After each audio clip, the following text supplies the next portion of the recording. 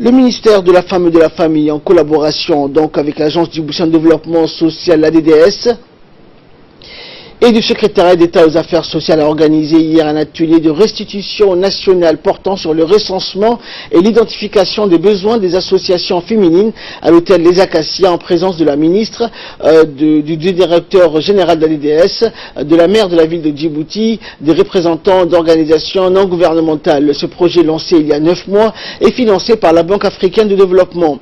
Cet atelier a été présidé par la ministre de la Femme et de la Famille et le directeur de la DDS et les représentants de l'association partenaires venus de la capitale et des régions de l'intérieur.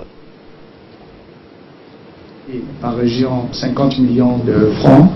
Donc on avait financé 16 projets dans chaque région.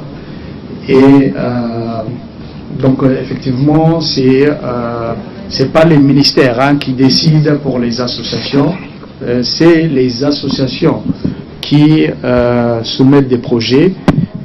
Nous les encadrons, donc nous les encadrons au travers des consultants.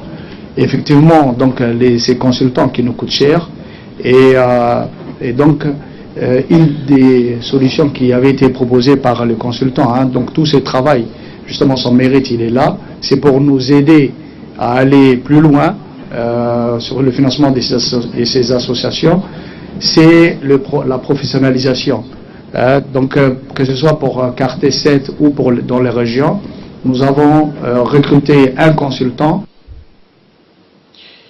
Et en effet, donc, les associations sont un des piliers de la société djiboutienne, proche des populations. Elles agissent sur le terrain. Cette société civile est un maillon essentiel dans le lien entre le citoyen et l'État. C'est ce qu'a indiqué donc la ministre de la Femme et de la Famille, qui a mis en exergue le rôle fondamental que jouent les associations féminines dans notre pays. La ministre a précisé également que la vision du président de la République, fondée sur cette approche participative, justifie ce projet. On l'écoute.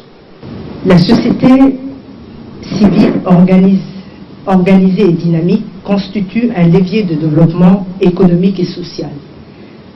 C'est la vision de notre chef de l'État qui a cru à cette société civile depuis son investiture à la tête de ce pays. De par ses attributions